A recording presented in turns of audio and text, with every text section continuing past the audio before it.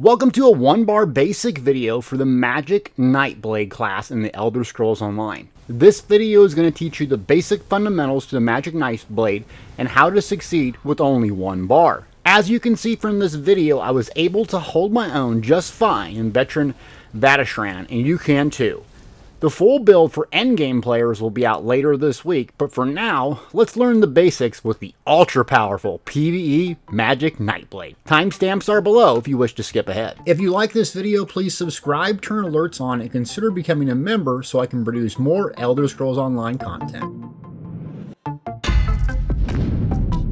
Okay, you want to pick up a Magicka Nightblade in the Elder Scrolls Online for PvE. I will first say it is one of the strongest, if not the strongest, PvE class, both solo and group. It adds tons of utility, crazy ultimate, incredible healing for you and the group, really bursty single target and AoE. So the very first thing when you're leveling this, I always say in all these build videos, is to pick a skill in each of the class skill lines. The reason for this is you're going to level up them all the same. So when you reach endgame, all of the class skill lines should be at 50. It's very, very important to get these maxed out, priority number 1. Not only do you get active abilities and can start morphing them, but the passives are ultra important. So as soon as you start out, you're going to grab at least 1 ability on each of the bars. So let's grab it here. So we got 1, 2, and 3. Some of them are very, very good. You're also going to grab 1 weapon skill line. For this, we're going to be using Destruction Staff pretty much the entirety of the game. And then also you'll have another free spot. You can do one of 2 things. You can level up another weapon skill line if you want to play something different at endgame, or you can further increase the speed at which you level the class skill line. But what I usually do, especially if you're a new player, is go to the world skill line, get soul magic. You get it right as you start your new character. Plop it down on here. Incredible morph consuming trap that can give you resource sustain and healing, and then bang, 1 weapon skill line, resource and healing right away, 3 class specifics, and then you're going to drop your ultimate in here later. That's how you level effectively at this build. Speaking of leveling effectively, this is going to save you a lot of time and energy later on, but you're going to want to get 5 pieces of light armor on your body ASAP. This is going to level up the light armor skill line because the passives are so vitally important. But I'm also telling you, you do want to equip 1 piece of medium and then 1 piece of heavy. If you're going to run a 5-1-1 later on in PvE or PvP, it's going to save you a lot of time from going back and having to level all this up in 5 medium or 5 heavy. So, in summary, get 1 of each of the class skill lines, 1 of your Destruction Staff, do the World Soul Magic, and then get 5 light, 1 medium, 1 heavy. You'll thank me later. Saves tons of time. Now let's get into the build. So we got this Magicka Nightblade stripped down. What do we do and why? Let's start with the most important ability, I think, and that's healing. Magicka Nightblade, the siphoning skill line is one of the most powerful skill lines, both in terms of active abilities and passives in the game, bar none. The skill we're going to go with first is Sap Essence. So we drop Sap Essence on our 5 key. This is usually what I reserve for healing. Sap Essence was going to do magic damage, AoE, and it's going to heal you and your allies for 20% more for each enemy hit. Meaning, this is not necessarily a good single target heal. It's an AoE heal. And it does a massive amount of AoE damage as well. Plus, it's not tied to a weapon skill line. So you can use this on a tank using sword and shield. You can use this on a resto staff, dual wield. The sky's the limit. So it really opens up a sap tanking build later in PvP.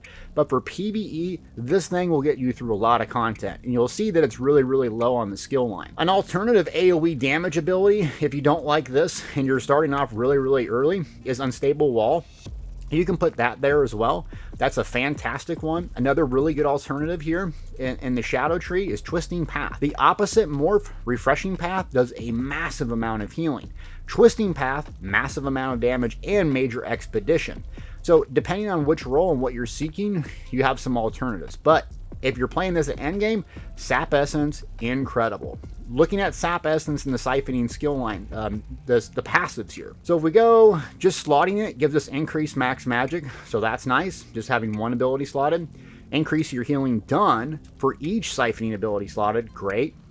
But really, casting a siphoning ability while in combat generates 2 ultimate, and it can occur every 4 seconds. So having this and some other abilities on our bar gives us a passive advantage of an active advantage. Incredible, incredible skill. Can't say enough about it. Next ability up is Swallow Souls. It is a single target damage at range ability. This is going to be your main spammable. It also has a really high-end heal over time effect. So the way I like to use this is, yes, it's my light weave spammable attack, but I'm also always going to keep this up because the heal over time can be combined with sap essence, meaning you can have the heal over time ticking away while you're doing saps, doing more AoE and getting additional healing. Plus, if we look at that passives again, just having it slotted increases the amount of healing done, and it's going to generate ultimate for us. You're going to be an ultimate generating juggernaut, I'm telling you. These 2 skills will get you through most of the content in the game. Next skill up is just a good old-fashioned shield. Deltia, I got 1,000,000 heals on me, why do I need a shield? Because if you're going to try to complete veteran content, you're going to be taking a lot of pressure. So what happens is, when my health dips below like 30, 20%, I'm getting really low, I'll pop this.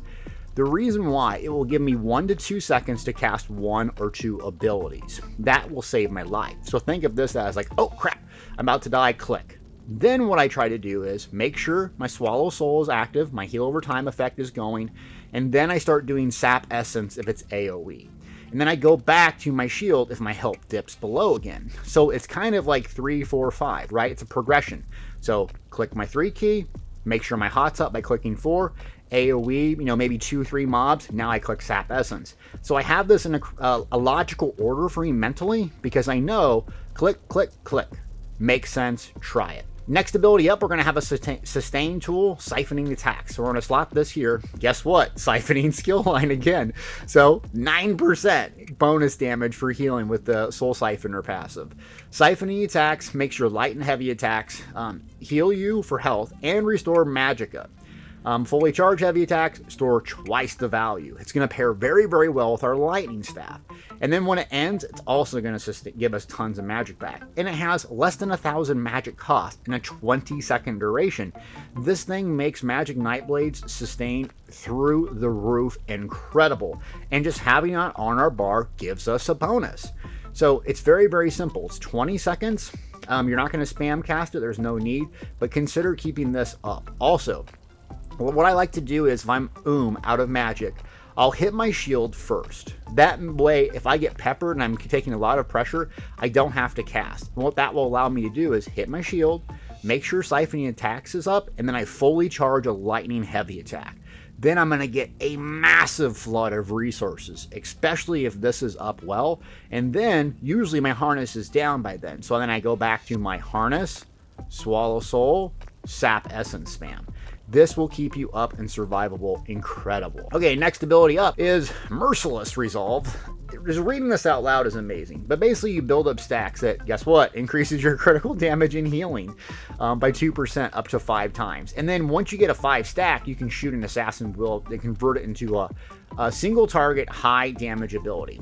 So the duration is 40 seconds. Very long, and you can do it more than once, the Assassin's Will ability. So what I like to do is I put this in order from longest to shortest, right? So this is a 40-second one, this is a 20-second one. So that way I know, click my 1 key first, then click my 2 key before I start the fight. It's very simple order. Merciless Resolve, I typically build up the light stacks and fire off the Assassin's Will right away. But if you're in pressure situations and you have a 5 stack, don't feel like you have to shoot it off.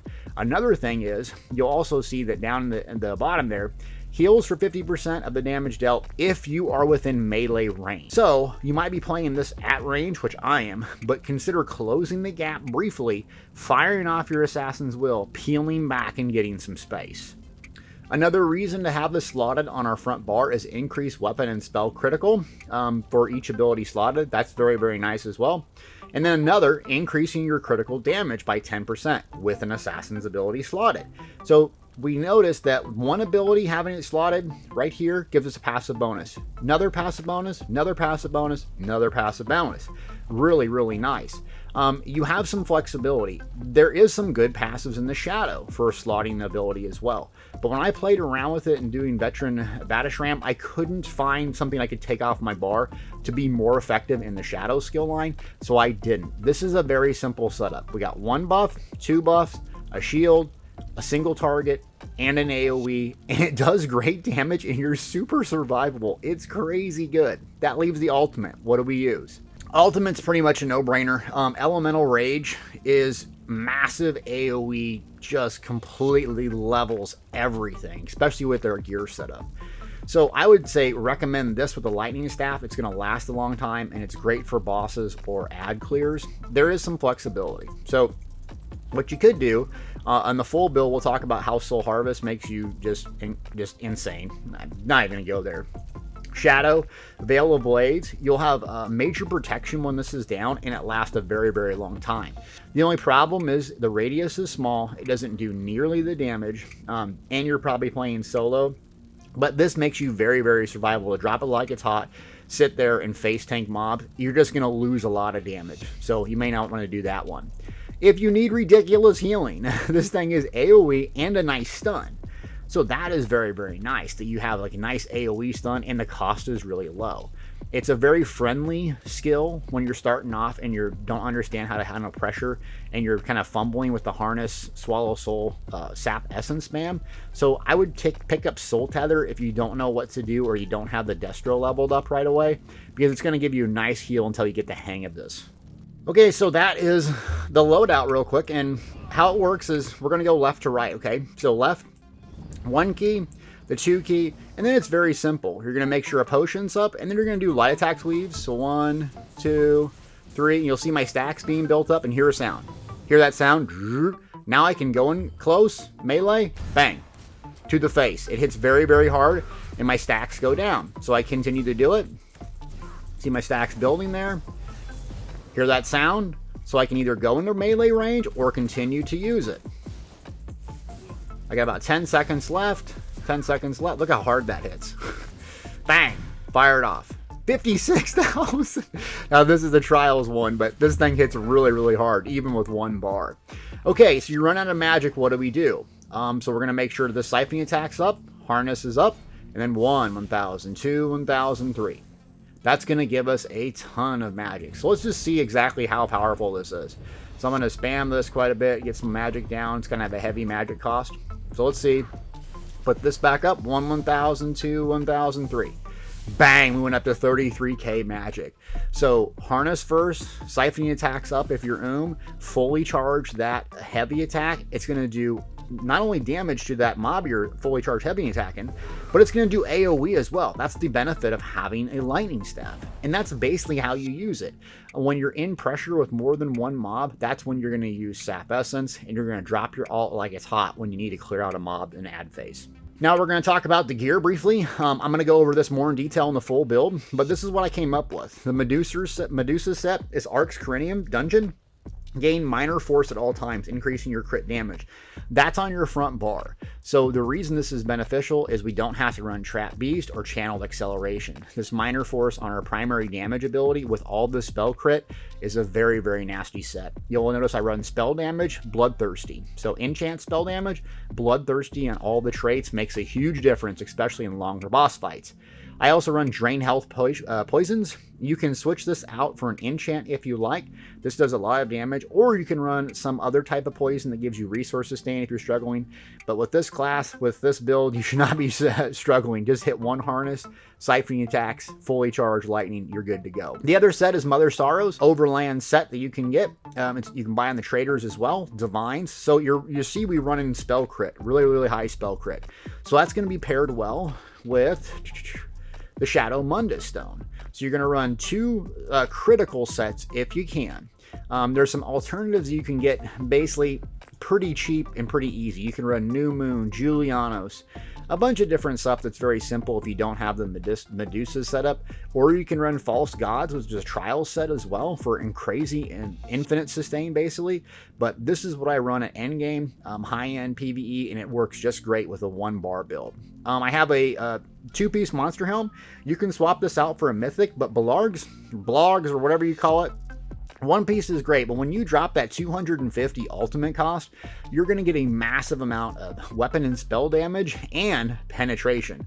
So let's go look at our stats here real quick. So we'll look at spell damage here, spell penetration 10,000. Okay, so let's drop this and hit a potion to buff 4,200 and 14,000 spell pen with 66% crit and the Shadow Mundus Stone. Yeah, you're going to absolutely blow up everything for about 9 seconds with that. It's a hellaciously good combo. Try it out. Can't recommend it enough. Some other alternatives, Scoria, that's going to be at range. Hrothgar, that's going to be up close. And Zons is really good single target burning. But I like this setup a lot. Divine's traits all over. And like we said, Shadow Mundus Stone. It's a good choice. Speaking of choices, racial choices, I prefer a High Elf on here as the best in my opinion. So High Elf is very, very good for magic-based users. Increases max magic by 2,000 and weapon and spell damage. Another one is Khajiit has some good ones, and Dunmer also has some good ones. I have an Argonian. I ran on an Argonian and did just fine, but just realize this thing works really well. Okay, consumables. What I use is buy stat food since I'm a high elf. I do not have any trouble with resource sustain, so I use this right here. Some alternatives, Clockwork Citrus Fillet, and there's some other ones you can use as well if you have trouble with magic sustain. But I would say just rely on more heavy attack channels, siphoning attacks being up, because the heavy attack fully charged channel is actually really good damage as well. So don't just assume that you're losing damage on that. You might lose some, but it's very valuable. So I would stick with the buy stat food because it's going to give you a massive amount of health as well, which is going to be very, very useful. And also I run 7 light armor. So I'm not running 511, so I can get tons and tons of penetration, get really good sustain. So I would recommend 7 light with the buy stat food to keep that health up there. And then potions, you're going to want to run the Alliance Spell Draft or the Spell Power Potions, one of the two. Because you don't have major sorcery up all the time, you can get this from SAP as well, but we don't slot anything for the crit. So just being safe and making sure we have 100% uptime, click this.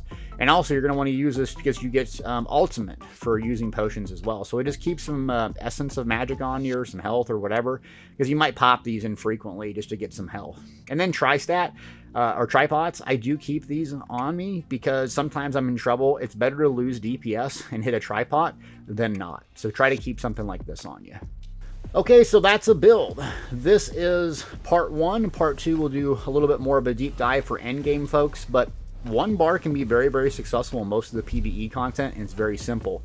So actually, I set up most of my bars to have something very simple on 1, because if I'm in trouble, I know I can shield, I know I can do damage, and heal all in the same bar. So it's very, very simple. The next phase in this, is, as you progress, is using other bars with more ground effect AoEs, more debuffs, maybe something for sustain or speed. And you're going to increase your damage, you're going to increase the ability to clear this content quickly. But if you're struggling and you struggle with bar swaps and you're not that good at, that's no problem. Start here and slowly progress. Slowly try that second bar. Slowly see if you can add in some buffs, some debuffs, and get the timing down. But start with the 1 bar build. Hey, if you can get through all the content you want and it's fun and you like it, that's all you need out of the build. So I hope you enjoyed watching this. Look for the full build here coming up soon. And hey, thanks for watching.